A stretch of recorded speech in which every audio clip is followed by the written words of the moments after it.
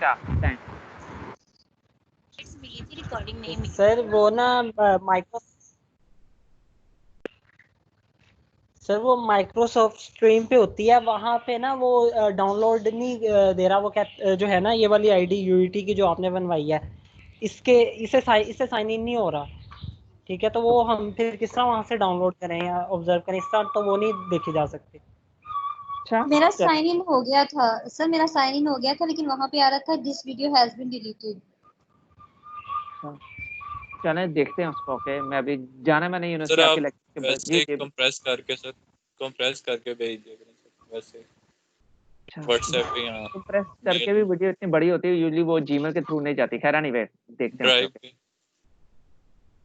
अच्छा हाँ, चलें फिर आज हम करते हैं शुरू।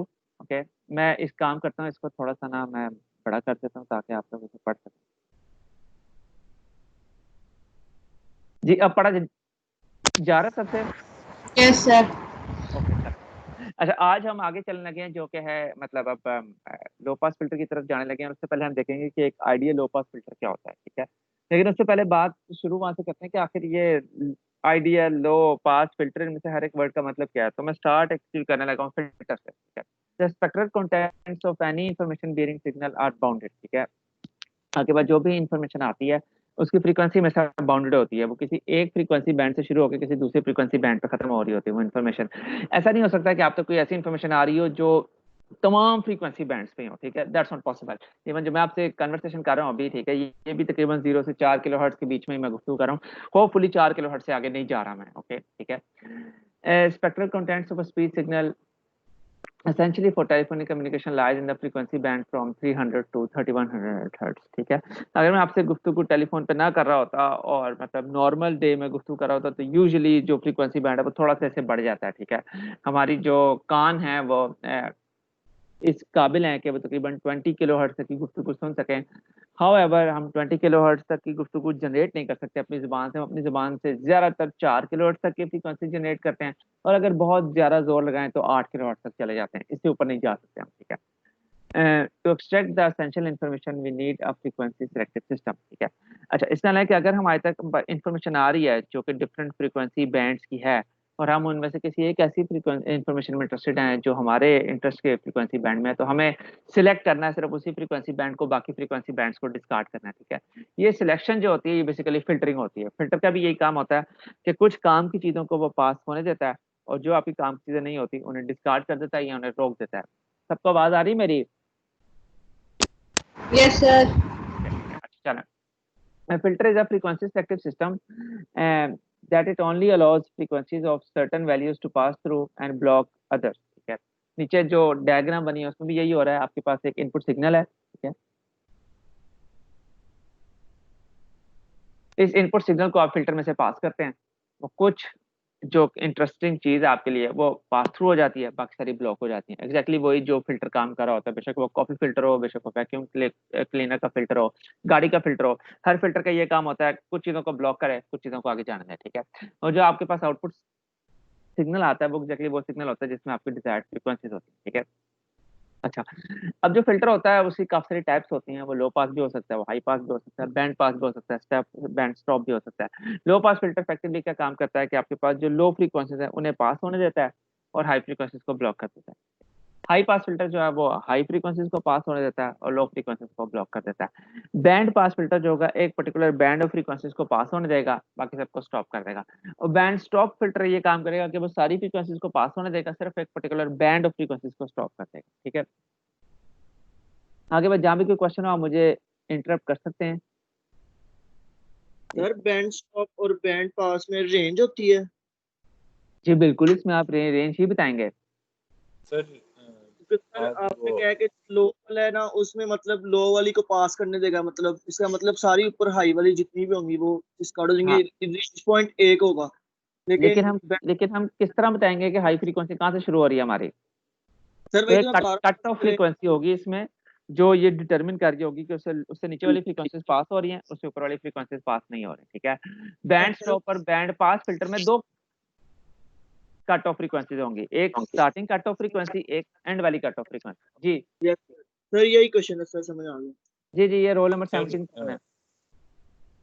मैं हूँ साथ। जी जी, पूछें पूछें। सर मैं कहता कि वो हाई पास फिल्टर एक बार बता देना दोबारा, वो थोड़ा आप बहुत स्पीड से बोल रहे हैं, थोड़ा सा आहिस्ता आहिस्ता भी बोलें, बहुत ज़्यादा हाई पास तेजी से फिल्टर वो होता है जो सर्टेन फ्रीक्वेंसी से ज्यादा की फ्रीक्वेंसीज को पास होने दे और उससे छोटी फ्रीक्वेंसीज को ब्लॉक करते हैं। एग्जैक्टली जो काम लो पास फिल्टर कर रहा होता है उसका ऑपोजिट, ठीक है। और इसको भी एग्जैक्टली किस फ्रीक्वेंसी से हमने ब्लॉक करना शुरू करना है उसे कहते हैं कट ऑफ फ्रीक्वेंसी, ठीक है। ठीक। Okay. और किसी का तो नहीं हाथ ऊपर? नहीं, अब हाथ। स्पेसिफिक ये होती है कि यहाँ मतलब ये हमारी लो है, इससे ऊपर वाली नहीं जाएंगी। मैडम थोड़ा सा ऊंचा बोलें। सर हमने स्पेसिफिक किया होता है कि ये लो पास फिल्टर में मतलब यहाँ तक फ्रीक्वेंसी पास हो बाकी ना हो। एग्जैक्टली मैडम, जब हम लो पास फिल्टर लेकिन क्या है जब हम नहीं लो पता पास होगा। फिल्टर डिजाइन करते हैं तो हम एग्जैक्टली उसे ये बताते हैं कि हम इस पर्टिकुलर फ्रीक्वेंसी से पीछे वाली फ्रीक्वेंसी को पास होने देंगे, इस पर्टिकुलर फ्रीक्वेंसी से आगे वाली फ्रीक्वेंसी को पास नहीं होने देंगे, ठीक है। ये बेसिकली फिल्टर के अपने कैरेक्टरिस्टिक्स होते हैं, ठीक है। जब आपने एक बार फिल्टर बना लिया है एक सर्टेन कट ऑफ फ्रीक्वेंसी का जो कि लो पास फिल्टर है, तो फिर वो फिल्टर जब तक जिंदा है तो अपनी कट ऑफ फ्रीक्वेंसी को चेंज नहीं कर सकता। अगर आपने कट ऑफ फ्रीक्वेंसी को चेंज करना है तो इसके लिए आपको अपने फिल्टर को दोबारा से डिजाइन करना पड़ेगा या आपको अपना नया फिल्टर लेके आना पड़ेगा। तो ये सर फिल्टर बट का अपना स्पेसिफिक बुनियादी नहीं ट्रेड है होता है। जी जी मैडम, आपको जवाब मिल गया आपका। सर, वो स्पेसिफिक नहीं है। आप थोड़ा ऊंचा बोलें।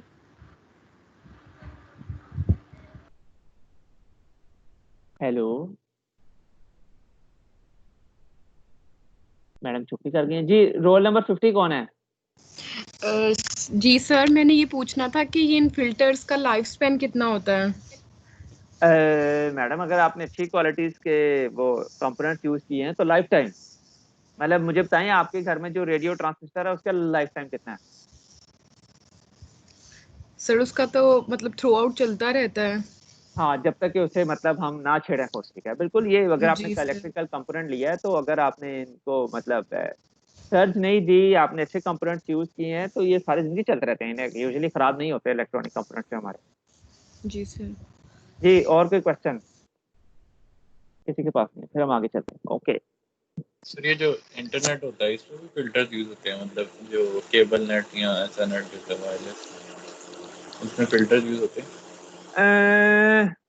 बेसिकली इंटरनेट, जब आप टर्म यूज कर रहे हैं, आप इंटरनेट में बहुत सारी चीजें लेके आ रहे हैं। बेसिकली इस वक्त जो मेरी आपसे गुफ्तगू हो रही है अभी इंटरनेट पे ही हो रही है, ओके, ठीक है। और प्राइमरीली इसमें स्पीच जी है जो मेरे एंड से आपके एंड तक पहुंच रही है, तो ऑफ कोर्स इस स्पीच को आप तक आने के लिए फिल्टरिंग यूज हो रही है, ठीक है। हम मेरी जो जुबान है वो ज्यादा फ्रीक्वेंसी कंटेंट्स के सिग्नल जनरेट करती है, लेकिन जो ये कंप्यूटर का माइक होता है ये वो सारे फ्रीक्वेंसी कंपोनेंट्स को रिकॉर्ड नहीं करता। ये उनमें से कुछ लिमिटेड फ्रीक्वेंसी बैंड के कंपोनेंट को रिकॉर्ड करता है, उसे डिजिटाइज करता है और आगे ट्रांसमिट कर देता है, ठीक है। इसलिए जब आप मेरी गुफ्तगू फेस टू फेस सुन रहे होते हैं और जब इंटरनेट के थ्रू सुन रहे होते हैं तो आप सुन के ये बता देते हैं कि ये जो कन्वर्सेशन है ये टेलीफोन पे हो रही है, ये मोबाइल फोन पे हो रही है और ये लाइव हो रही है। तो वो जो फर्क होता है बीच का डिजिटाइजेशन का, वो आपके कान पिक कर लेते हैं। जी, ठीक है। आगे चलें फिर अब। ओके, अच्छा, अब ये स्लाइड तो होगी पूरी, हम अब अगली स्लाइड पे आते हैं। अगली स्लाइड को कर लेते हैं थोड़ा सा बड़ा।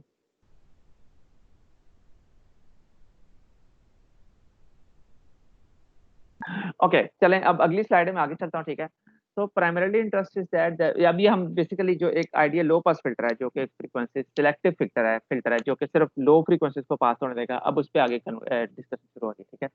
So our primary interest is that this system should allow the faithful transmission of information defined by frequency by where omega is greater than 0 and less than omega c, ठीक है। अच्छा, अब यहाँ पे हमने अपने फिल्टर के जो वो स्पेसिफिक फ्रीक्वेंसी है वो डिफाइन कर दी है कि हमारा जो लो पास फिल्टर है उसकी cut off frequency omega C है। इसमें जो सी है छोटा सा वो कट ऑफ को शो कर है, ठीक है। इस कट ऑफ फ्रीक्वेंसी से आपकी ओमेगा और फ्रीक्वेंसी जब तक कम कम रहेगी आपके वो लो पास फिल्टर में से फ्रीक्वेंसी ट्रांसमिट होती रहेगी।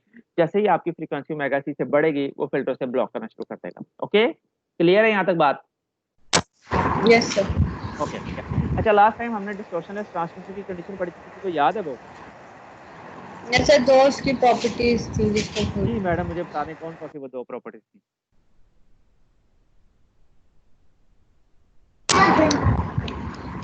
Additive property. जी जी, मुझे बता दें वो दो प्रॉपर्टीज कौन कौन सी हैं। सर अब मुझे याद नहीं आ रहा। चलें मैडम, मैं बहुत मुश्किल क्वेश्चन कर दिया, ठीक है। सर स्केलिंग ऑफ मैग्नीट्यूड और एक कांस्टेंट टाइम डिले। बिल्कुल, ये सब वो दोनों मैंने आपके सामने लिखी हुई हैं कि जो सिस्टम जिसका ट्रांसफर फंक्शन जिसमें मैग्नीट्यूड की सिर्फ स्केलिंग हो रही हो, ठीक है, और जिसमें जो टाइम डिले है वो कांस्टेंट और टी नॉट, वो आपकी डिस्टॉर्शन ट्रांसमिशन करता है, ठीक है। यही कंडीशन मैंने क्वेश्चन 1 के तौर पे यहाँ लिखी भी हुई है, ठीक है, कि वो आपका जो लो पास फिल्टर है उसमें ये कैरेक्टरिस्टिक्स होनी चाहिए उसके फ्रीक्वेंसी रिस्पांस में जो ओमेगा में, कि उसमें c dot e raise to power minus j omega t naught. अब c को फॉर टाइमिंग मैंने 1 ले लिया क्योंकि वो कांस्टेंट वैल्यू में कुछ भी ले लूं उसे, ठीक है। जब मैं c को 1 ले लूंगा तो मेरे पास सिर्फ e raise to power minus j omega t naught, और ये तब तक ट्रू रहेगा जब तक आपकी जो ओमेगा है वो ओमेगा c से कम नहीं है। ओके, जाहिर है हमारा लो पास फिल्टर हम चाहते हैं कि डिस्टॉर्शनलेस ट्रांसमिशन हो तब तक जब तक फ्रीक्वेंसी ओमेगा सी से छोटी है। जब एक बार फ्रीक्वेंसी ओमेगा सी से बढ़ जाएगी तो उसके बाद बेशक ट्रांसमिशन ना हो, हमें उससे कोई कंसर्न नहीं है, ठीक है। तो एग्जैक्टली यही मैंने क्वेश्चन 1 में बताया है, सी मेरा 1 है कि जब तक ओमेगा मोड जो है वो ओमेगा सी से कम है, आपका जो फ्रीक्वेंसी रिस्पांस है वो E raise to power minus J omega T naught होना चाहिए, और जैसे ही आपका ओमेगा मोड ओमेगा सी से बढ़े, ये बेशक 0 हो जाए, मुझे से कुछ सरोकार नहीं है, ठीक है। अच्छा, उसके बाद अब मैं क्या करता हूँ, मैं क्योंकि ये मेरे पास फ्रीक्वेंसी रिस्पांस है, मैंने इस सिस्टम का इम्पल्स रिस्पांस निकालना है, ठीक है। तो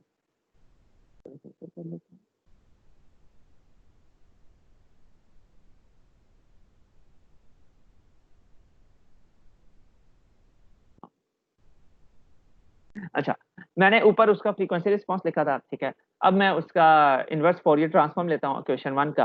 क्वेश्चन 1 का जब आपने इनवर्स फोरियर ट्रांसफॉर्म लेना होता है, आप फ्रीक्वेंसी लिमिट्स लगाते हैं जो गिवन हो 1/2 से डिवाइड करते हैं और e raise to power j omega t से मल्टीप्लाई करके d ओमेगा की रेंज पर उसको इंटीग्रेट कर देते हैं, ठीक है।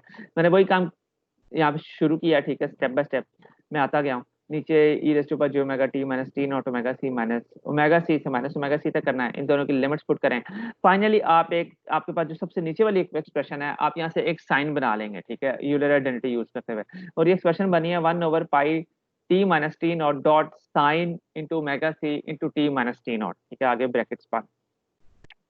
यहाँ तक चीज क्लियर है, मैंने कुछ भी नहीं किया, मैंने सिर्फ इनवर्स फोरियर ट्रांसफॉर्म की एक्सप्रेशन में वैल्यूज पुट की हैं और जो चीजें बन रही थी उनसे एक साइन बनाया है। किसी के पास यहाँ तक कोई क्वेश्चन है तो मुझे वो बता दे, वरना फिर हम आगे चलते हैं।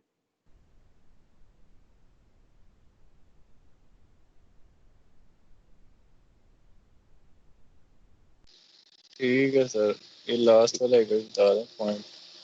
कुछ भी नहीं, ये सिर्फ मैंने ऊपर वैल्यू पुट करते करते ये मेरे पास जब e raise to power j omega c t minus t naught minus e raise to power minus j omega c t minus t naught बने, तो अगर मैं इसके नीचे कहीं से 2j ले आऊं तो ये पूरे का पूरा एक साइन है।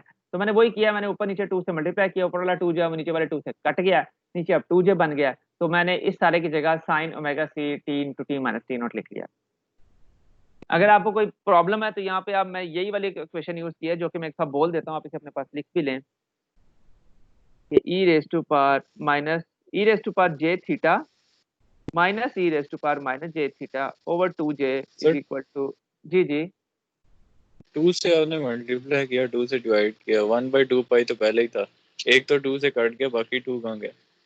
मैं आपको बता रहा हूँ, मैंने 2 से मल्टीप्लाई किया, 2 से डिवाइड किया, ओके ठीक है। जब मैंने ऊपर वाले 2 से नीचे से 2 वाला 2 पाई वाला कट गया, अब नीचे एक 2 बच गया जो j के साथ लगा हुआ है, राइट। जी सर। या बल्कि अगर आप मल्टीप्लाई डिवाइड ना भी करें, आप आसान सा काम करें, ये जो पाई के साथ 2 लगा मैंने इस 2 को उठा के j के साथ लगा दें, ओके। अब आप यहाँ से साइन बना लें, आपके पास पाई वाला 2 गायब हो गया और साथ एक साइन बन गया। ये इतना मुश्किल काम नहीं है, आप एक बार जब हाथ से करेंगे आपको पता चल जाएगा, कोई 2 गायब नहीं हुआ, सारे के सारे 2 मौजूद है अपनी अपनी जगह पे, ठीक है। सिर्फ वो जो पाई के साथ वाला 2 है उसको मैं अंदर ले गया हूँ j के साथ, मैंने डिनोमिनेटर में, ओके। अच्छा, अब मेरा आपसे क्वेश्चन है, आपको सिंक पता है कि सिंक फंक्शन होता है, सिंक फंक्शन की एक्सप्रेशन क्या होती है?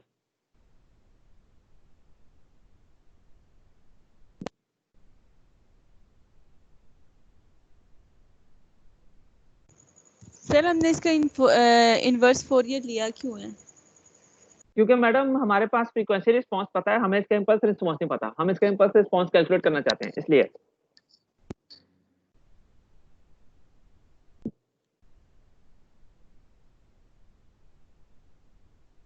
हेलो बच्चों।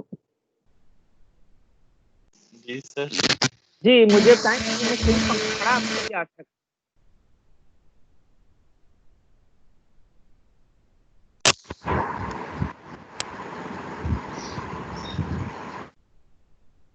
चलो मैं आपको बता देता हूँ। बेसिकली अगर आपके पास पेन पेपर है तो वहाँ पे एक्सप्रेशन लिखे अपने पास, सिंक SINC आगे ब्रैकेट में x, sinc x is equal to sine pi x divided by pi x, ठीक है। अगर ये एक्सप्रेशन हो हमारे पास, मतलब sign pi x over pi x, तो हम इसे सिंक x इस तरह लिख सकते हैं। सिंक फंक्शन होता है, आपने मैथमेटिक्स में पढ़ा होगा, ठीक है। अब मैं आगे वही काम करने लगा हूँ, अगली जो स्लाइड है उसमें। क्या बोल रहा आपको? बेटा मैंने साइन से सिंक बनाया, मैंने सबसे ऊपर लिख भी दिया है। ये जो स्लाइड है इसमें सबसे ऊपर मैंने लिख दिया है कि सिंक फंक्शन जो होता है वो बराबर होता है sign pi x divided by pi x। Okay, yes sir. Excuse me sir, जो आप एडिशनल चीजें में बताते हैं वो आप साथ लिख भी दिया करें, बोलते वक्त वो कुछ चीजें बंदा मिस भी कर जाता है। बेटा मैंने अपने ख्याल से सारी चीजें लिखी होती हैं, लेकिन आप उस लेवल, मतलब अब हम एक फाइनल ईयर इलेक्ट्रिकल इंजीनियरिंग में ये बताने लगे हूँ कि सिंक फंक्शन क्या होता है, तो आई डिडंट थिंक कि मुझे ये चीज भी बतानी चाहिए। थॉट कि ये आपने मैथमेटिक्स के काफी सारे कोर्सेज में पढ़ी हुई है, नहीं पढ़ी हुई? नो सर, किसी ने भी नहीं सर पढ़ी पहली हुई? दफा सुन रहे हैं। आप लोगों ने कभी sine pi x over pi x नो वाली चीज पढ़ी सर, आज तक? ये साइन नहीं। फंक्शन, ये सिंक फंक्शन तो पहली बार ही सुना। No sir. ऐसा वैसे हो नहीं सकता। फिर ऐसा हो गया। चलें फिर, मुझे गलती लगी होगी। खैर एनीवे, चलें जी, मेरी गलती। मैडम आपके पास कोई भी फंक्शन मतलब साइन हो, आपके पास साइन का आर्गुमेंट पाई x हो, ठीक है, और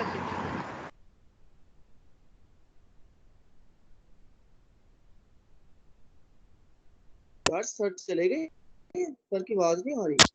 सर आपकी आवाज नहीं आ रही। नेट इश्यू हो गया होगा। सर को किसी ने म्यूट कर दिया।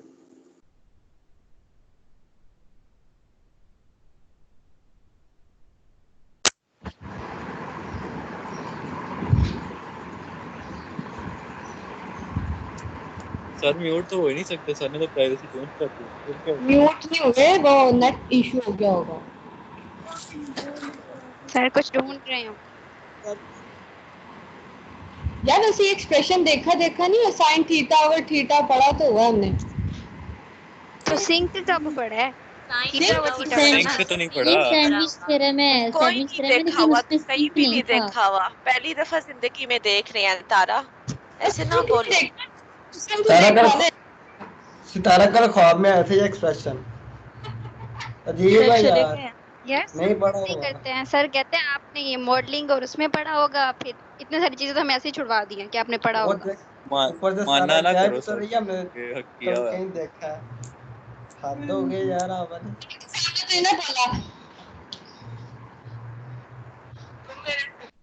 ओए रिकॉर्डिंग हो रही है यार, क्या बोली रिकॉर्डिंग पे जा रहा लगा है? हुआ है, सर सुन लेंगे। हाँ, सर ने थोड़ी पूरी रिकॉर्डिंग सुननी होती है। क्या पता हमने चलता की गलत बात की है। है। नहीं, साथ कहता है सारा कुछ ना बोला करो, कहता है कह दिया करो नहीं पढ़ा। तो अगर इसीलिए उस मैं कह बेचारे की आवाज समझ नहीं भी आई तो सुन करना है तो ऊंचा ऊंचा बोल के सबको बता दो। शाबाश। नहीं, ये तो रियली नहीं पढ़ा, ठीक है ना। इस तारा को सर हाफ में आगे पढ़ा के गए थे। मेरे ख्वाब में ठीक है, सबको स्कीम बता दो। तारा पढ़ने वाली बच्ची है, इतनी बुक्स हैं इसके रूम में पड़ी। जी सितारा आपने तारा पढ़ा हुआ अपने भाई पढ़ा की हुआ? बुक्स पढ़ लिया होगा।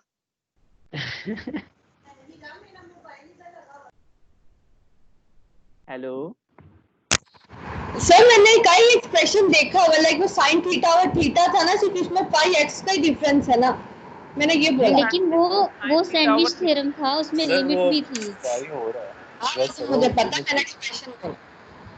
थीटा प्रोड्यूस जीरो था वहां पे तो। ठीक है गाइस आप सही कह रहे हैं, लेकिन बहरहाल मतलब आई कांट बिलीव कि आपने सिंक फंक्शन ना पढ़ा हो, लेकिन ठीक है आप कह रहे होंगे तो ऐसे ही होगा, नहीं पढ़ा होगा आपने, जैसे बहुत सारी चीजें नहीं पढ़ी हैं। अच्छा अब मैं आगे चलता हूँ। मेरी स्क्रीन शो हो रही है सबको? नहीं हो रही? No sir. जी मुझे पता है। No sir.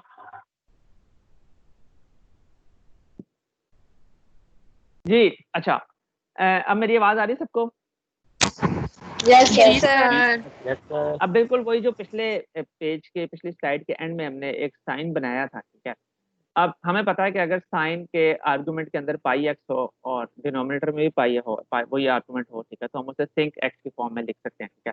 अब बेसिकली इस स्लाइड में 1 से लेके 5वें क्वेश्चन तक मैं यही काम कर रहा हूँ, तो मैं साइन के आर्गुमेंट में और उसका डिनोमिनेटर को सेम करने की कोशिश कर रहा हूँ, कुछ चीज़ों से मल्टीप्लाई डिवाइड करके, ठीक है।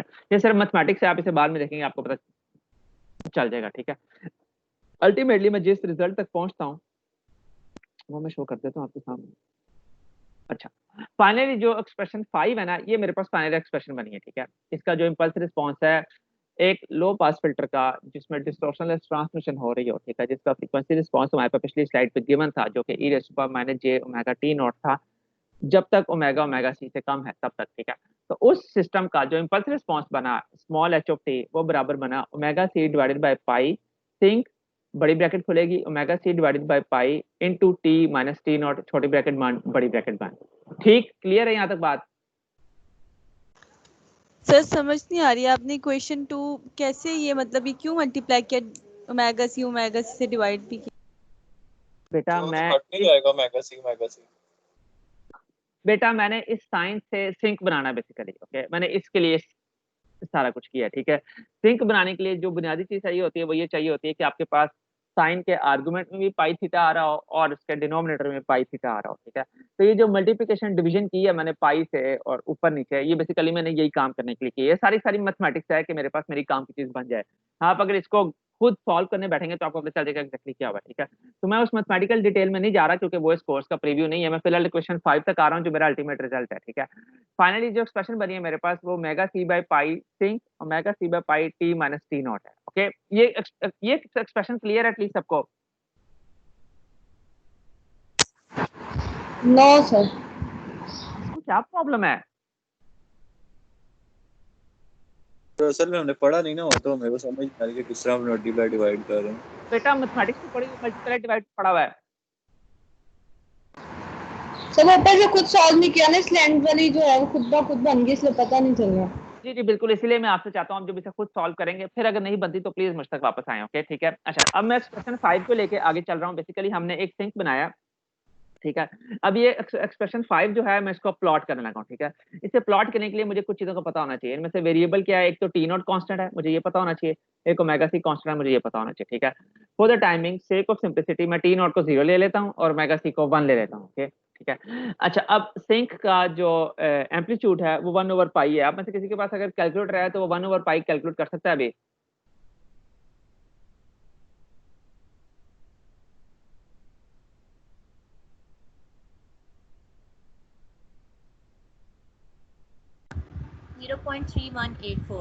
एग्जैक्टली मैडम 0.318, ठीक है।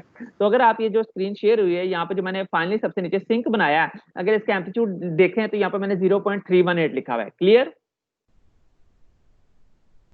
हाँ जी सर। जी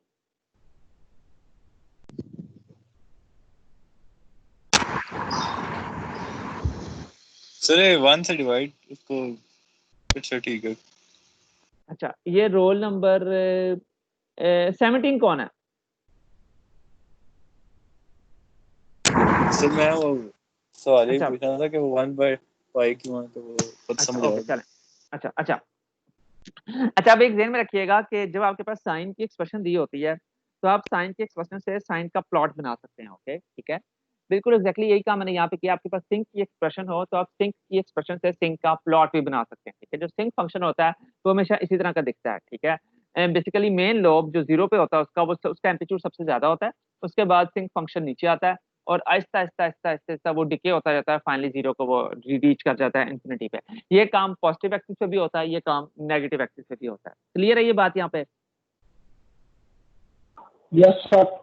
अच्छा, अब इस सिंक का मैंने नीचे प्लॉट बना दिया। मेरा आपसे क्वेश्चन है कि अगर मैं सिंक का स्केयर ले लूं तो इस प्लॉट पे क्या फर्क पड़ेगा? एम्पलीट्यूड ज्यादा हो जाएगा। बढ़ जाएगा। एम्पलीट्यूड बढ़ जाएगा और सर पीक ऊपर हो जाएगी, मतलब थोड़ी सी। वो मैडम यही कह रही हैं। और थोड़ा नीचे से चला जाएगा वो पीक। जब आपने किसी चीज का स्केयर लेना होता है, देखें अभी इस सिंक का एम्पलीट्यूड नेगेटिव भी हो रहा है ना? वो पॉजिटिव हो जाएगा। हाँ वो पॉजिटिव हो जाएगा। ओके, तो अपने पास ध्यान में रखिएगा कि अगर इसी सिंक का आप स्केयर लेंगे तो आपके पास कोई भी नेगेटिव एम्पलीट्यूड नहीं रहेगा, जो नेगेटिव एम्पलीट्यूड हैं वो भी पॉजिटिव हो जाएंगे, क्योंकि नेगेटिव का जो स्केयर होता है वो पॉजिटिव होता है। ठीक है, अच्छा अब हमने बेसिकली जहां से बात शुरू की थी कि हमारे पास अगर एक लो पास फिल्टर हो, ठीक है, जिसमें डिस्टॉर्शन ट्रांसमिशन हो रही हो, ठीक है, और उसकी cut off frequency omega C हो, उसका फ्रीक्वेंसी रिस्पांस पिछले पेज पे हमने निकाला था, तो उसका जो इंपल्स रिस्पांस होगा वो ऐसा होगा जो हमने सबसे नीचे यहाँ प्लॉट किया हुआ है। अब मेरा आपसे क्वेश्चन ये है कि ये राइट हैंडेड सिग्नल है या लेफ्ट हैंड सिग्नल है?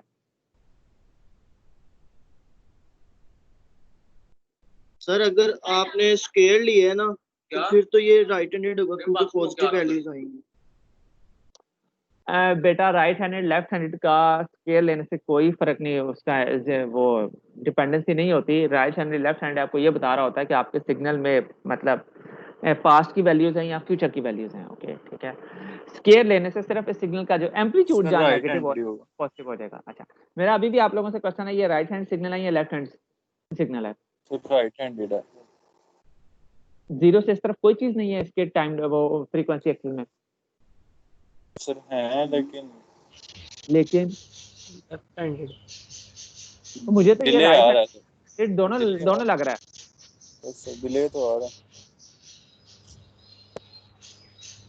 क्या ये राइट हैंडेड लेफ्ट हैंडेड दोनों नहीं है एक ही टाइम पे? Yes sir. ओके, तो ऐसा सिस्टम कॉजल होता है नॉन कॉजल होता है? नॉन कॉजल कॉजल सिस्टम सिर्फ वो होगा जो एक्सप्लिसिटली राइट हैंडेड है। ठीक है, अच्छा अब जब ये नॉन कॉजल है तो एक चीज और अपने ध्यान में रखिएगा कि जो नॉन कॉजल सिस्टम्स होते हैं आपके पास वो रियलाइजेबल नहीं होते। ओके, उन्हें हम बना नहीं सकते, वो प्रैक्टिकल नहीं होते, वो सिर्फ थियोरेटिकल होते हैं। ये हमेशा बात ध्यान में रखिएगा, नॉन कॉजल चीज कभी भी प्रैक्टिकली इंप्लीमेंट नहीं की जा सकती। ओके, ये बात ध्यान में रहेगी? Yes sir. Yes sir.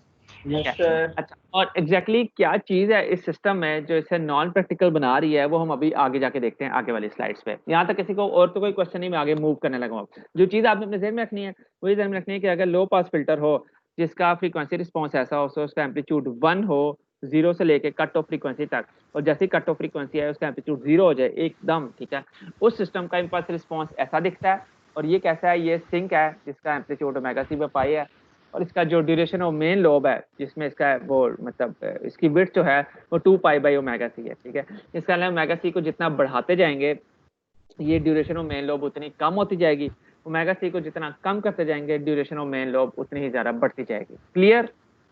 Sir ये नॉन कॉजल है तो इसमें पास्ट वैल्यूज होंगी सेम, मतलब पास्ट वाला फ्यूचर को लेके चलेगा ये? मैडम थोड़ा ऊंचा बोलें।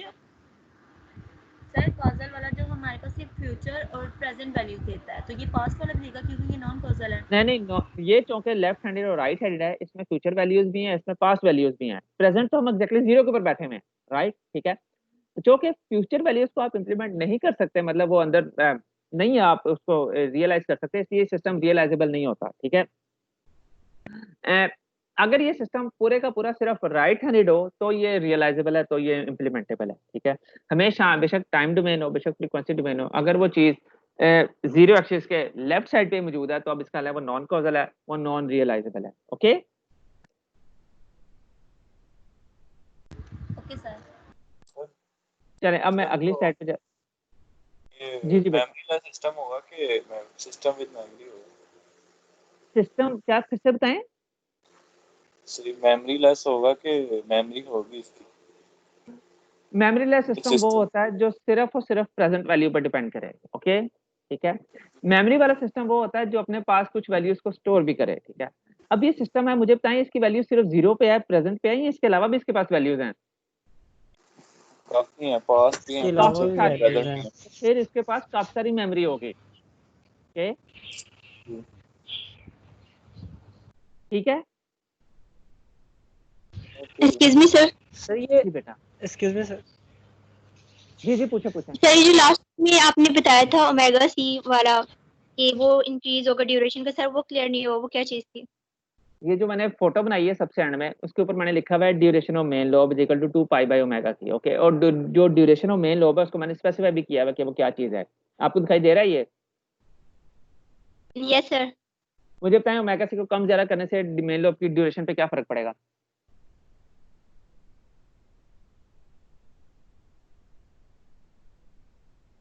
ओमेगा सी जब कम होगा तो इंक्रीज होगा, जब ओमेगा सी ज्यादा होगा तो वो डिक्रीज होगा।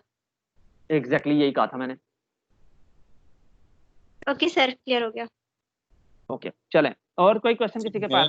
लोब का मेन लोब जी मेन लोब की जो विड्थ है, बेसिकली जो सिंक का जो सेंट्रल लोब है, जिसका एम्पलीट्यूड भी सबसे ज्यादा है और जिसकी विड्थ भी सबसे ज्यादा है, अगर आपने इसकी विड्थ को कम या ज्यादा करना है तो वो एग्जैक्टली किस चीज पर डिपेंड करता है? ओमेगा सी पे।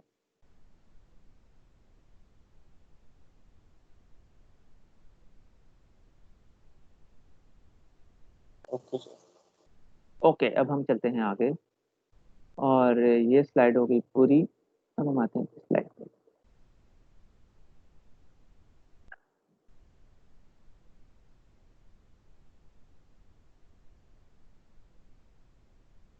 तो जो टेक होम लेसन है, जो याद रखने वाली बात है, वो ये है कि आपको एक लो पास फिल्टर का फ्रीक्वेंसी रिस्पांस पता होना चाहिए। उसका फ्रीक्वेंसी रिस्पांस कैसा होता है? आइडियल कि उसका एम्पलीट्यूड 1 होता है जब तक के ओमेगा सी फ्रीक्वेंसी नहीं आ जाती, और जब ओमेगा सी फ्रीक्वेंसी हो जाती है तो फिर उसका एम्पलीट्यूड 0 हो जाता है। ठीक है, इसका एक ऐसे सिस्टम को आप जिस भी सिस्टम में मल्टीप्लाई करेंगे फ्रीक्वेंसी डोमेन में, जहाँ तक उसका एम्पलीट्यूड 1 है उसकी ओरिजिनल फ्रीक्वेंसी वहाँ इन्फॉर्मेशन वहाँ मौजूद रहेगी। जैसे ही एम्पलीट्यूड 0 होगा, 0 जिस चीज से मल्टीप्लाई होगा हर चीज को 0 कर देगा। ठीक है, हाँ फ्रीक्वेंसी डोमेन में तो इसका जो फ्रीक्वेंसी रिस्पांस है उसको रियलाइज करना आसान काम है। वो सिर्फ एक रेक्टेंगल है, ठीक है, जिसका एम्पलीट्यूड 1 है, फ्रीक्वेंसी ओमेगा सी तक। अगर आप इसका इम्पल्स रिस्पांस ले लें तो अब इसका जो इम्पल्स रिस्पांस है वो बेसिकली एक सिंक फंक्शन है, ठीक है, जिसका amplitude pi by omega C है, मतलब ओमेगा सी बाई पाई है। ठीक है, और इसका जो ड्यूरेशन ऑफ मेन लोब है वो 2 पाई बाई ओमेगा सी है।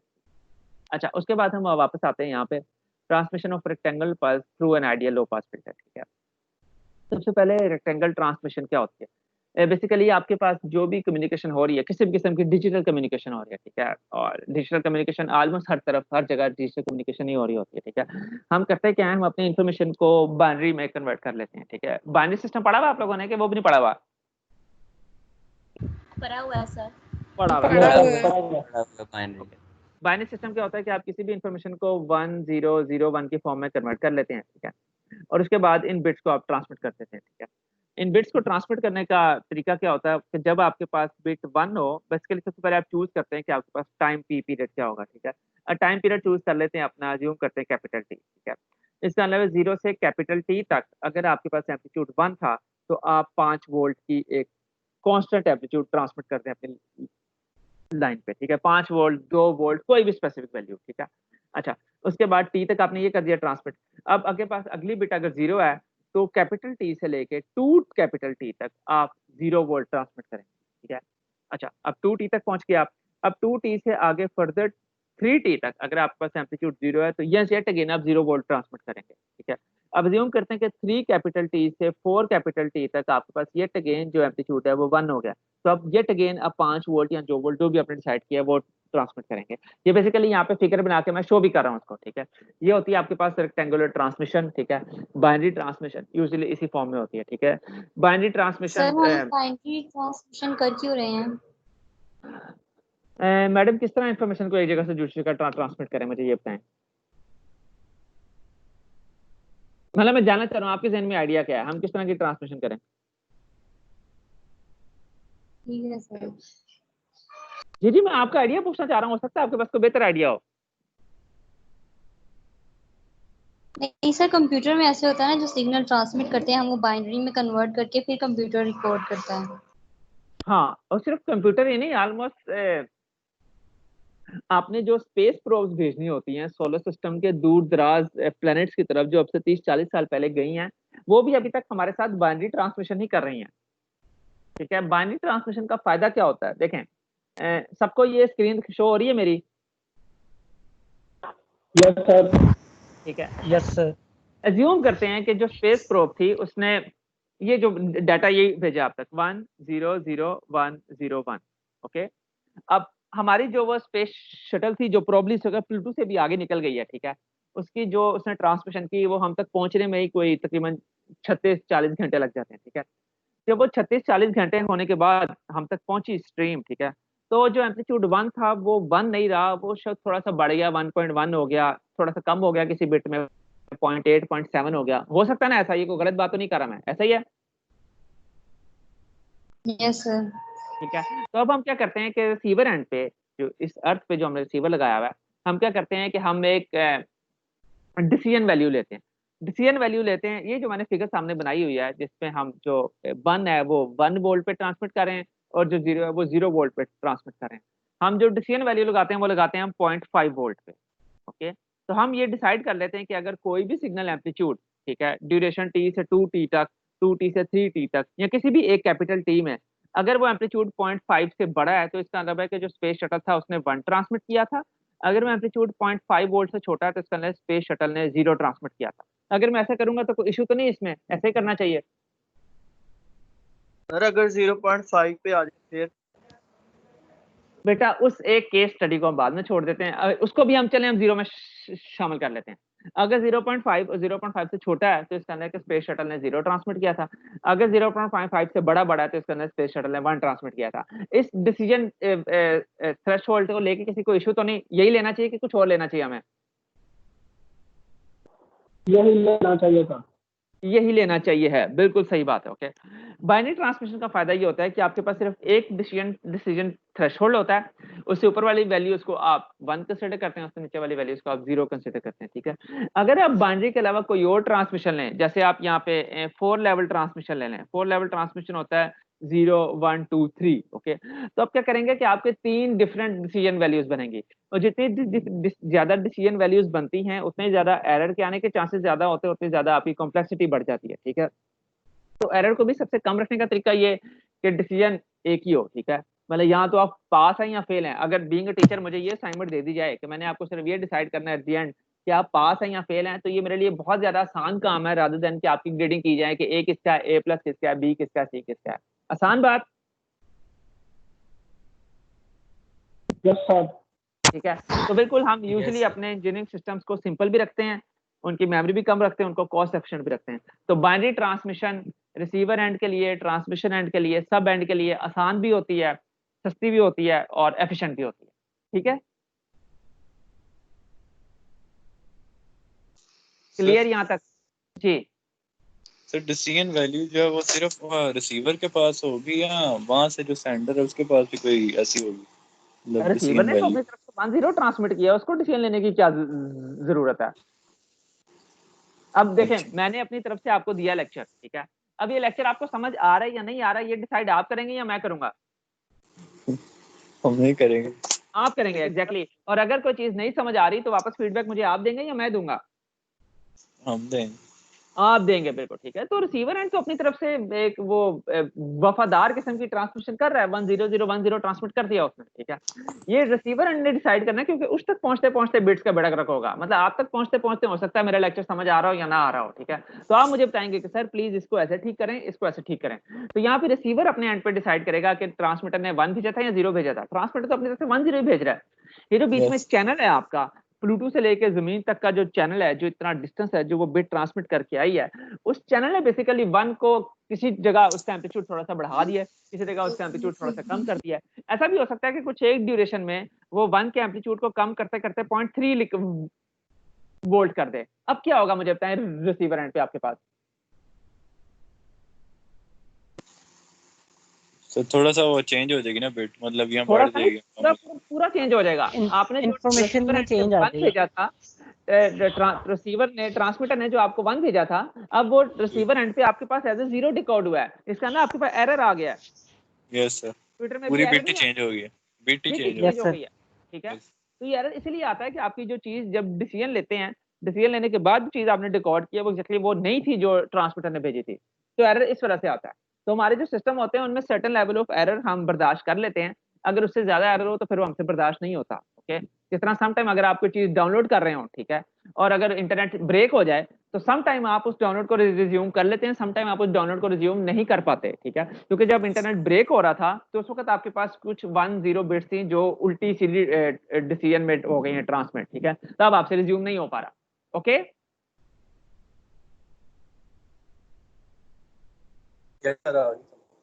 सबको समझ आ गई?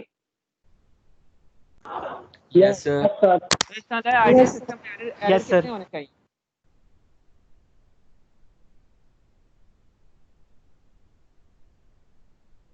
सर क्या आइडियल ट्रांसमिशन में एरर्स कितने होने चाहिए? सर मिनिमम कम से कम है। जीरो। ठीक है। अच्छा, एक चीज अपने ज़हन में रखिएगा कि हम हमेशा ये इंश्योर नहीं कर सकते कि हमारे पे एरर जीरो होंगे, ठीक है। हमारा जो भी हम डिसीजन थ्रेशोल्ड लगाएं, हमारे पास कुछ ना कुछ एरर्स आते ही हैं, ठीक है। तो ये चीज़ आपको अपने ज़हन में रखनी चाहिए कि हम अपने इंजीनियरिंग में इतनी आगे तक पहुंच चुके हैं कि हम अपनी बिट स्ट्रीम्स में से एरर्स को करेक्ट भी कर सकते हैं। मतलब हम ये बता सकते हैं कि बेसिकली रिसीवर ने 1 भेजा था, हमारे पास वो 1 रिसीव हुआ है तो ठीक है, अगर वो 0 रिसीव हुआ है तो इसका मतलब कोई गलती हुई है, हम उसे वापस 1 करेंगे, ठीक है। ये पूरी एक अलग स्ट्रीम ऑफ इंजीनियरिंग है जिसे इंफॉर्मेशन टेक्नोलॉजी कहते हैं, ठीक है, जिसमें हम ये काम करते हैं, जिसमें एरर करेक्टिंग कोड्स होते हैं, एरर डिटेक्टिंग कोड्स होते हैं, जो कि आपको बता रहे थे कि आपके पास जो स्ट्रीम आ रही है उसमें एरर है या नहीं, और अगर एरर है तो कितने एरर तक वो करेक्ट भी कर सकता है, और ये काम हम करते भी हैं, ठीक है। सर जैसे वो ईसीजी मशीन में जो है वो अगर खराबी आ जाए तो उसका वो कोडिंग नहीं सही, तो फिर उसको भी इसी तरह मतलब करेक्ट करेंगे कोई यूज करके बेसिकली उस डिवाइसेस। इंफॉर्मेशन टेक्नोलॉजी को हम ईसीजी मशीन में यूज करते हैं या नहीं करते, ये एग्जैक्टली मुझे नहीं पता, ठीक है। क्योंकि ईसीजी मशीन में जो आपके पास सिग्नल आ रहा होता है वो प्रोबब्ली शायद 2-3 मीटर दूर से ही आ रहा होता है, ओके। इतनी दूर से यहाँ तक आने में यूजली एरर्स नहीं होते। अपने ध्यान में रखिएगा, एरर्स हमेशा तब आते हैं जब आपका चैनल बहुत बड़ा हो, या आपके सिग्नल ने चैनल में बहुत ज्यादा देर तक ट्रांसमिशन की हो, या आपका चैनल बहुत ज्यादा डिस्टॉर्ट करने वाला हो, ठीक है। अब ईसीजी जहाँ से आप रिकॉर्ड कर रहे हैं और जहाँ पे आप ईसीजी को देख रहे हैं, उनके बीच में चैनल क्या है, मुझे बताएं। जो ईसीजी की इंफॉर्मेशन है वो किस चैनल पे ट्रांसमिट हो रहा होता है? सर वो तारें जो थी एग्जैक्टली वो जो जो आपने इलेक्ट्रोड्स के बीच में तार लगाई होती है, कोएक्सियल कॉपर की या किसी भी और चीज की, ठीक है। और ज़ाहिर है जिस कंपनी ने आपको ईसीजी मशीन दी होगी उसने इंश्योर किया होगा कि वो तार बहुत अच्छी क्वालिटी की डाले, ठीक है। तो यूजली इतनी थोड़े से डिस्टेंस पे तार में कोई भी यूजली एरर्स नहीं आ रहे होते, कोई भी प्रॉब्लम नहीं हो रही होती, ठीक है। तो आप जो भी ईसीजी रिकॉर्ड कर रहे होते हैं वो ईसीजी बगैर किसी एरर के आपके पास स्क्रीन पे शो हो रही होती है, आइडियली, यूजली, ठीक है। अगर बीच में तार कहीं ट्विस्टेड होगी, कहीं से टूटी होगी, कहीं से कोई प्रॉब्लम होगा, तो फिर उसमें एरर आना शुरू होगा, ठीक है। तो यूजली ईसीजी सिस्टम्स में हमें एरर डिटेक्शन या एरर करेक्शन की जरूरत नहीं पड़ती, फॉर ऑब्वियस रीजन, ठीक है। हाँ, अगर आप ईसीजी रिकॉर्ड करें किसी बंदे की आउटर स्पेस में और उस ईसीजी को जमीन पे ट्रांसमिट कर रहे हैं वाया बाइनरी स्ट्रीम, तो अब जरूर हो सकता है कि आपकी ईसीजी डाटा में कोई चेंजेस आ गई हो, कोई एरर या कोई इस तरह की प्रॉब्लम आ गई हो। तो अब इस एरर को हमें जमीन पर रिमूव करने की जरूरत है। यूजुअली आपके नॉर्मल ईसीजी जो आप हॉस्पिटल में रिकॉर्ड कर रहे होते हैं उसमें करेक्शन या एरर डिटेक्शन की जरूरत नहीं पड़ती, ठीक है। Yes sir. ओके, अच्छा, अब आगे चलते हैं। ये तो हमने डिसाइड कर लिया कि हमने बाइनरी ट्रांसमिशन करनी है, ठीक है। अब बाइनरी ट्रांसमिशन जब हमने 100 करनी है, क्लियर हो गया बात, जो भी इंफॉर्मेशन होगी उसे हम बाइनरी में कन्वर्ट कर लेंगे, 100 की फॉर्म में उसे ट्रांसमिट कर देंगे। अभी जो ट्रांसमिशन है, अब जो मैंने यहाँ पे रेक्टेंगुलर ट्रांसमिशन है, रेक्टेंगुलर ट्रांसमिशन का मतलब ये है कि अच्छा, ये जो फोटो बनी है ना यहाँ पे जो भी एक टाइम पीरियड है उसको कैपिटल टी लिख लें आप, मैं ये लिखना भूल गया हूँ, ठीक है। इस तरह कि कोई भी एक बिट 100101 जो उसकी ड्यूरेशन है बिट की वो कैपिटल टी है, ठीक है। जैसे 0 से कैपिटल टी तक 1 है, फिर कैपिटल टी से 2 कैपिटल टी तक 0 है, फिर 2 कैपिटल टी से 3 कैपिटल टी तक 0 है, फिर 3 कैपिटल टी से 4 कैपिटल टी तक 1 है, फिर 4 कैपिटल टी से 5 कैपिटल टी तक 0 है, एंड सो ऑन, ठीक है। तो ये जो कैपिटल टी है बेसिकली इसे कहते हैं bit duration.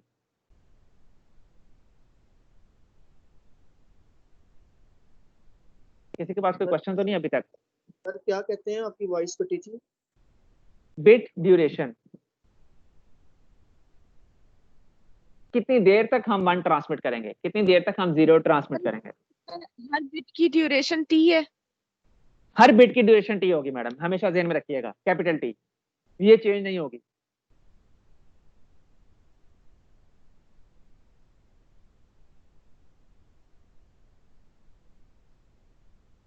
Hello, yes sir. Clear हो गया सबको? अच्छा, यस सर। अब एक और बात ध्यान में रखिएगा आपने, ठीक है। ये जो रेक्टेंगुलर ट्रांसमिशन का मतलब है कि जैसे ही कैपिटल टी की बिट ड्यूरेशन शुरू हुई, आपका एम्पलीट्यूड या तो इंस्टेंटेनियसली 1 पर जाना चाहिए या इंस्टेंटेनियसली 0 पर जाना चाहिए, ठीक है। और जब तक कैपिटल टी की ड्यूरेशन मौजूद है वो या तो 1 रहना चाहिए या 0 रहना चाहिए। आसान बात? Yes sir. ठीक है, अच्छा, यस सर। अब ये चीज भी जो है ये थियोरेटिकली पॉसिबल है, प्रैक्टिकली पॉसिबल नहीं है, क्योंकि प्रैक्टिकली किसी भी एम्पलीट्यूड को 1 पे आप जीरो टाइम पीरियड पे नहीं ले जा सकते, कुछ ना कुछ टाइम डिले लगता है उसको 1 होने में, ठीक है। इसी तरह किसी भी टाइम पे वो एम्पलीट्यूड को आप 1 से 0 नहीं कर सकते इंस्टेंटेनियसली, आपको उसे 0 करने में कुछ ना कुछ टाइम डिले लगता है। आसान बात, ऐसा ही होता है। Yes sir. अच्छा, अभी हम फॉरवर्ड टाइमिंग इसी के साथ स्टिक कर रहे हैं कि हम ये रेक्टेंगुलर ट्रांजिशन कर रहे हैं जिसमें एम्पलीट्यूड इंस्टेंटेनियसली 1 हो जाएगा, इंस्टेंटेनियसली 0 हो जाएगा, जैसे ही capital T, 2T, 3T, 4T या 5T है, ठीक है। अच्छा, अब मैं इसी चीज को आगे लेके चल रहा हूँ। नीचे मैंने जो लिखा है कंसीडर अ रेक्टेंगुलर पल्स, ठीक है, जरा बड़ा कर लूं। अच्छा, इसमें और ऊपर वाली फोटो में फर्क सिर्फ ये है कि इसमें जो छोटा टी है उसके साथ मैंने मोड लगा दिया है। मुझे बताइए छोटे टी के मोड लगाने से ऊपर वाली फोटो पे क्या फर्क पड़ना चाहिए? सर वो पॉजिटिव ही रहेगा, नीचे नहीं जाएगा नेगेटिव वाली साइड। मैंने टी के साथ मोड लगाया।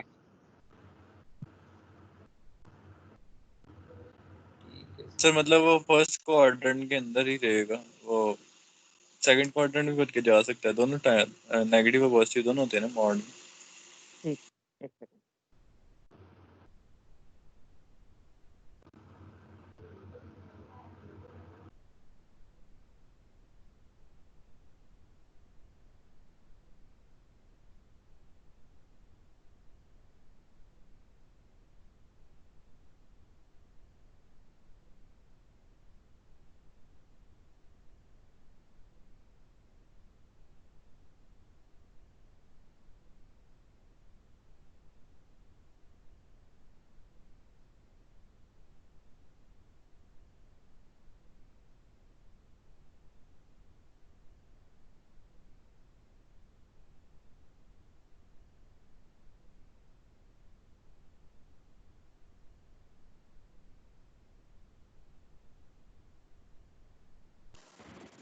सर आपकी आवाज नहीं आ रही। जी मैं बोल नहीं रहा बेटा, अभी अभी आती मेरी बात। प्लीज तब तक मेरे व्हाइट बोर्ड के साथ खेलना बंद करें।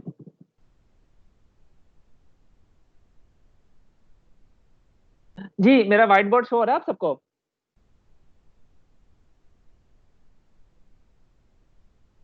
यस सर हो रहा है। ओके ठीक है। अच्छा, ये अभी स्लाइड चल रही है, इसमें जो मैंने एक्सप्रेशन लिखी है ये वाली x of t is equal to 1 yes sir show हो for रहा t mod less than t naught by 2 और ये 0 है for t mod greater than t naught by 2, ठीक है। ये बेसिकली जो एक्सप्रेशन 4 है ना, ये वाली, एक मिनट देखने जरा, एक्सप्रेशन a, ठीक है। ये जो एक्सप्रेशन a है बेसिकली किस तरह का दिखेगा वो मैंने व्हाइट बोर्ड पे प्लॉट किया आपके सामने, ठीक है। ये basically yet again rectangular transmission ही है, ठीक है, लेकिन ये टाइम डोमेन में माइनस टी नॉट से शुरू होके प्लस टी नॉट बाय 2 तक है, ठीक है, और इस पूरी ड्यूरेशन में इसका एम्पलीट्यूड 1 है। क्लियर सबको? Excuse me sir. जी बेटा। सर वो आपका व्हाइट बोर्ड शो नहीं हो रहा मुझे। बेटा किसी को कुछ नहीं हो रहा। Sir Usama roll number 29। नहीं वो मुझे पता चल गया क्या, बाकी सबको भी शो नहीं हो रहा। सर हो रहा है शो। सर हो रहा है। मैं मसला कैसे हल करूं सामा साहब? चलें ठीक है सर, इट्स ओके। बेटा आप, मैं आपसे नहीं उसामा, आपसे ही हम ट्राई कर लेते हैं। मुझे बताइए जो एक्सप्रेशन लिखी हुई है मैंने, अगर इसी को मैंने प्लॉट करना हो तो मैं किस तरह प्लॉट करूंगा, मुझे बता सकते हैं मुझे आप? एक्सप्रेशन ए जो अभी स्क्रीन पे शो हो रही है, जस्ट अ सेकंड, ये लें।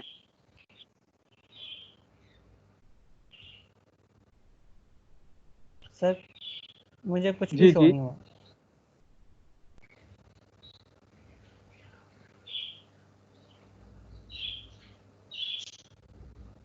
जी अब मेरी स्क्रीन शो हो रही है आपको? सर हो गई सर। जी मुझे बताएं ये जो एक्सप्रेशन ए है अगर इसे प्लॉट करना हो तो इसे कैसे प्लॉट करेंगे?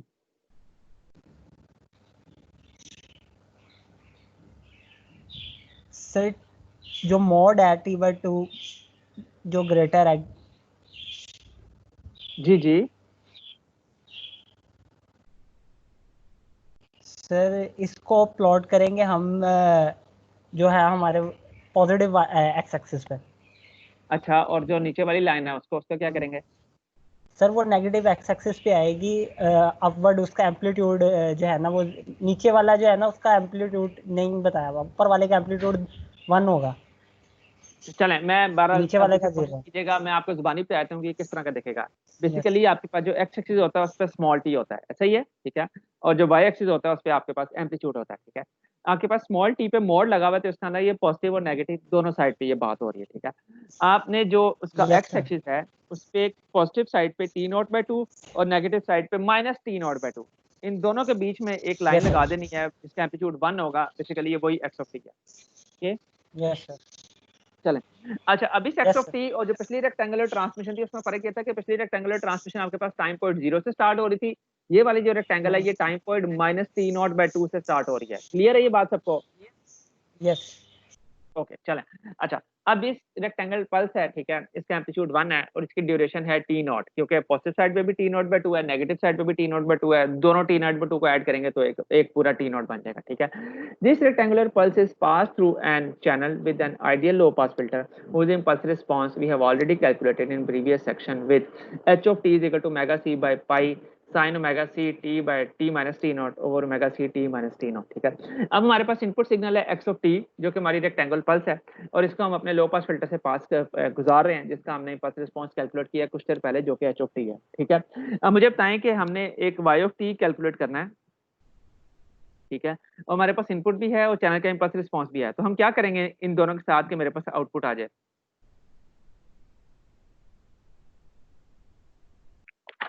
सर इनको कन्वॉल्व करेंगे। एग्जैक्टली इनको कन्वॉल्व करेंगे, ठीक है। कन्वोल्यूशन करनी आती है आप लोगों को?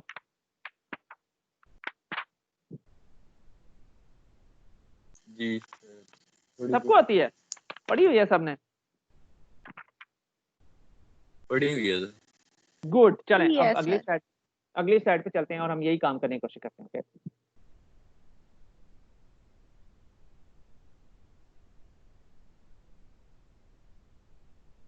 मेरी स्क्रीन शो हो रही है सबको? Yes sir. ओके चलें, मैंने वही किया है। In order to calculate the output we use 5 convolution y of t, x of t और h of t को आप कन्वॉल्व करते हैं, ठीक है। और वो जो पीछे पिछली स्लाइड पे a और मतलब x of t और h of t की जो एक्सप्रेशन थी उनको मैंने यहाँ पुट कर दिया, ठीक है। और उसके बाद मैंने उनकी कन्वोल्यूशन करने की कोशिश की है, ठीक है।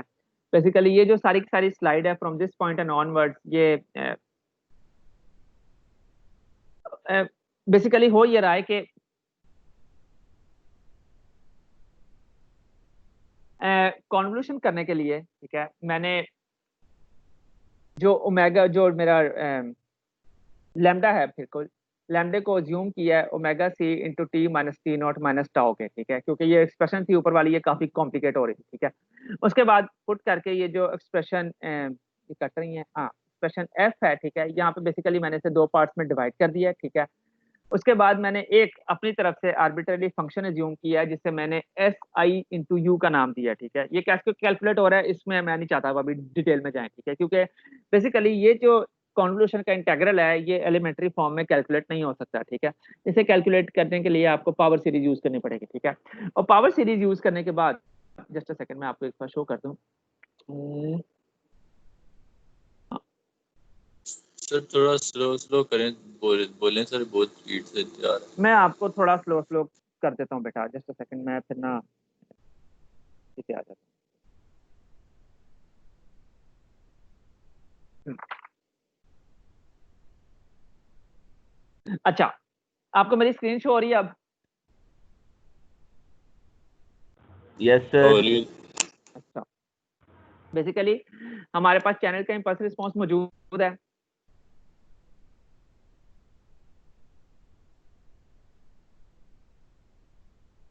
सर आपकी आवाज नहीं आ रही।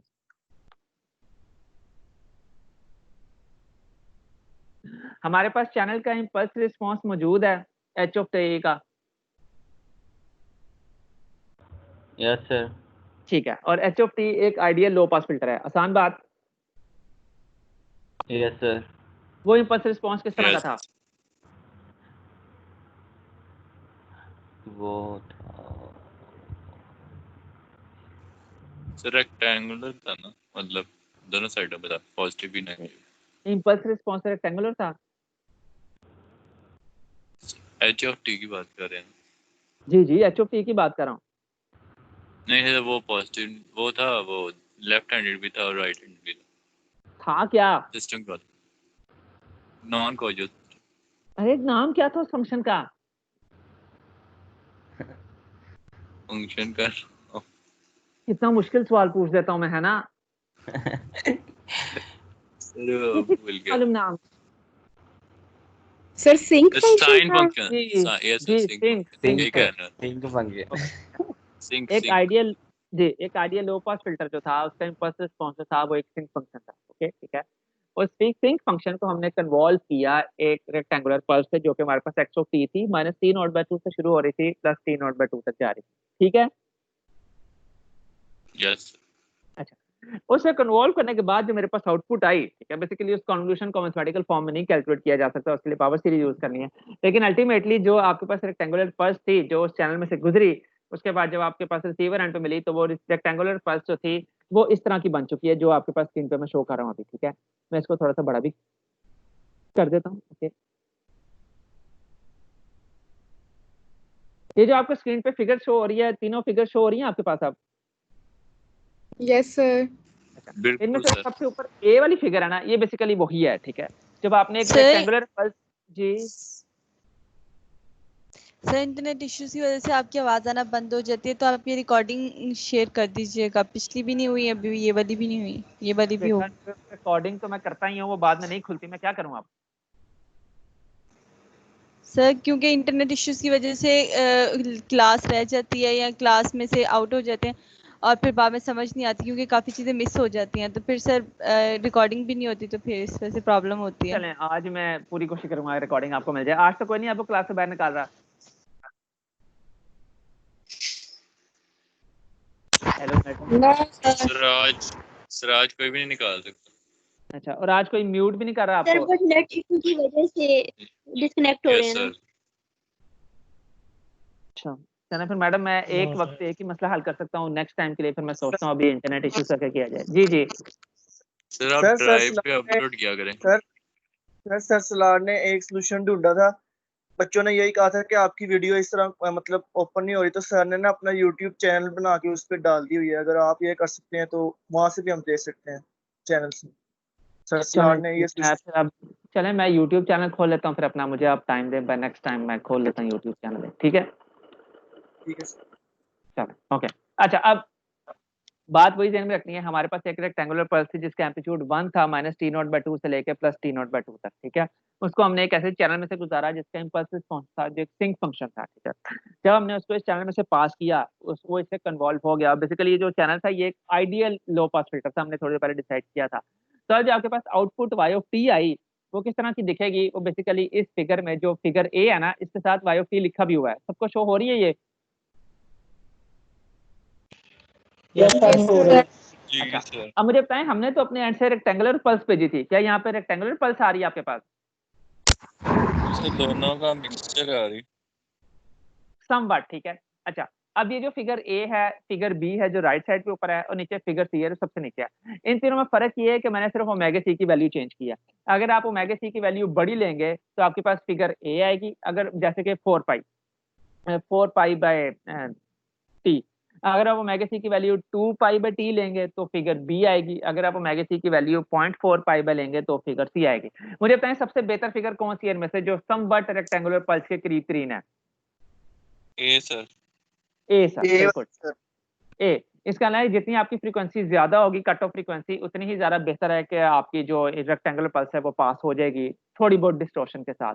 जितनी आपकी कट ऑफ फ्रीक्वेंसी कम होगी उतनी आपकी जो रेक्टेंगुलर पल्स है वो डिस्टॉर्शन के साथ नहीं गुजरेगी, उसका एम्पलीट्यूड भी कम हो जाएगा और उसकी ड्यूरेशन भी बढ़ जाएगी, जैसे कि फिगर सी में हो रहा है। आसान बात है यहाँ तक? एक्सक्यूज मी सर, आप जो ओमेगा सी का बता रहे हैं वो आप एम्पलीट्यूड की बेस पे बता रहे हैं? मैडम ओमेगा सी एम्पलीट्यूड होता है। वो अभी हमने वो ड्यूरेशन वाला जो किया था उसमें नहीं था वो ओमेगा सी ओवर 2π वाला जो था? हाँ, लेकिन ओमेगा सी तो हमारे पास कट ऑफ फ्रीक्वेंसी नहीं है। तो यहाँ पे आप कैसे ग्राफ में बता रहे हैं, मुझे इसकी समझ नहीं आ रही। अच्छा, जो हमने पल्स भेजी थी, जो ओरिजिनल पल्स थी, ठीक है, रेक्टेंगुलर पल्स, उसके क्या क्या पैरामीटर थे? जो हमने रेक्टेंगुलर पल्स भेजी थी, सर वो जो -t/2 से +t/2 वो वाली। मैं वही पूछ रहा हूँ कि उसके पैरामीटर क्या थे? उस रेक्टेंगुलर पल्स का पैरामीटर होगा एक उसका एम्पलीट्यूड, दूसरा उसकी टी नॉट, ऐसा ही है? जी सर। ठीक है, इन दो चीज़ों को चेंज कर सकता हूँ और किसी चीज़ को चेंज नहीं कर सकता, ठीक है? अगर मैं टी नॉट को मान ले लूँ, जैसे कि अगर आप इस फिगर को देखें, मैं एक मिनट थोड़ा सा और बड़ा शायद सर आपकी आवाज़ बड़ी स्लो आ रही है। आवाज इज नॉट आइंग सर। जी, अब सबको मेरी स्क्रीन शो हो रही है? जी सर। अच्छा, अब मैं क्या लिखा हुआ है यहाँ पे? Pulse response of an ideal low pass filter for input pulse of duration T naught is equal to 1 second. Okay, ठीक जी है? सर। एम्पलीट्यूड भी 1, ड्यूरेशन भी 1 and varying filter cut off frequency omega C, A वाली में 4 pi radians per second, B वाली में 2 पाई radians per second, सी वाली में 0.4 पाई रेडियंस पर सेकंड, ठीक है? तो मैं अपनी रेक्टेंगुलर पल्स की मैंने एम्पलीट्यूड चेंज नहीं किया, मैंने उसकी ड्यूरेशन 1 ही रखी। सिर्फ जो मेरा लो पास फिल्टर था उसके कट ऑफ फ्रीक्वेंसी के चेंज होने की वजह से जो मेरे पास रेक्टेंगुलर पल्स है उसका जो आउटपुट में जो हाल हुआ है वो आपके सामने है।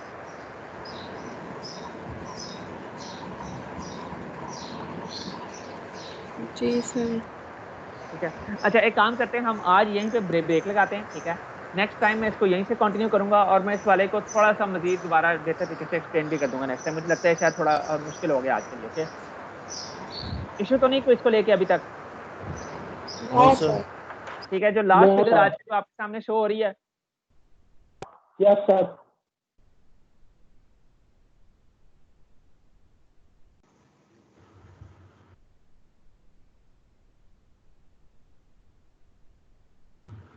म्यूट हो गए हैं सर। और ऑफलाइन हो गया। हाँ जी जी, मेरी आवाज आ रही है अब? जी अब यस सर आ रही। जी ठीक है। और ये जो मैं स्क्रीन में शेयर किया हुआ ये भी शो हो रहा है आपको? Yes sir. Yes yes okay, sir. Basically मैंने वही पल्स थी, ब्लैक कलर में वो पल्स है, मैंने ऊपर भी 4 लिखा भी हुआ है, ठीक है? जिसका एम्पलीट्यूड 1 है, जिसका ड्यूरेशन है -t0/2 से लेके +t0/2 तक, ठीक है? इसको जब आपने अपने आइडियल लो पास फिल्टर में से गुजारा तो उसके बाद जब आपके पास आउटपुट जो पल्स आई उसके बाद मैं उसके ऊपर मैंने आफ्टर लिखा हुआ है, इसके ऊपर मैंने सुपर इम्पोज की हुई है, ठीक है? उसका ड्यूरेशन भी बढ़ गया, उसका एम्पलीट्यूड थोड़ा सा कम हो गया और उसकी शेप भी चेंज हो गई है। ये चीज सबको क्लियर है? Yes sir. बस यही इफेक्टिवली जो लेक्चर में आज के था कि आप लो पास फिल्टर में से पल्स को गुजारते हैं तो पल्स के ऊपर क्या फर्क पड़ता है, वो एग्जैक्टली इस फोटो में उसका मैंने पूरा समराइज कर दिया, ठीक है? सर इसका यस सर। एम्पलीट्यूड आउटपुट वाली का कम नहीं हुआ अगर वो रेक्टेंगुलर से हम देखें? हाँ, तो काम हुआ है, मानता हूँ मैं इस बात को। बेसिकली हम इस टर्म में से कम होना नहीं कहते, हम कहते हैं डिस्टॉर्ट हो गया, चेंज हो गया। डिसीजन में बेशक वो 0.5 से एम्पलीट्यूड नीचे चला जाए या कम हो जाए, दोनों चीजों में हमें तंग करता है, ठीक है? इसका एम्पलीट्यूड भी चेंज हुआ है, इसकी ड्यूरेशन भी चेंज हुई है, ये दोनों काम हुए इसके साथ, जी सर। ठीक है? चलें नेक्स्ट टाइम हम यहीं से शुरू करेंगे, नेक्स्ट टाइम मिलते हैं, ठीक है? यस जी sir. Sir. Okay sir. Thank you sir.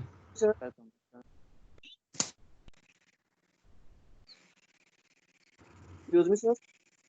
जी जी, सर वो रोल नंबर 30 कह रहा है उसकी लाइट चली गई है तो उसकी अटेंडेंस अगर आप लगा सकते हैं तो लगा लें। वो था यहाँ पे, मैं लगा दूंगा, कोई मसला नहीं। सर वो लेक्चर में था, वो कह रहा है कि एकदम चली गई है तो वो ऑफ हो गया नेट वगैरह सब कुछ। मैं कर दूंगा जी, ठीक है, थैंक यू, ठीक है अल्लाह हाफिज़। सर। Okay sir.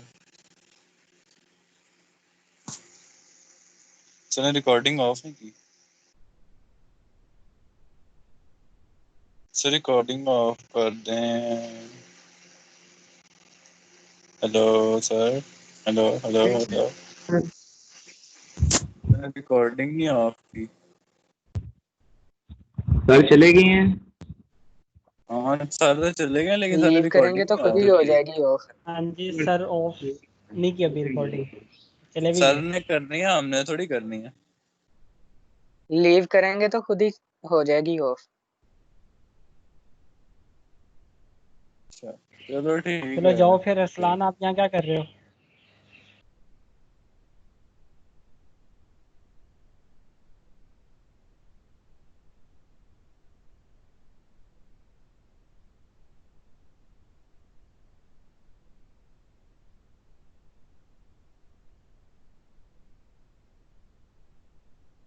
अरसलान,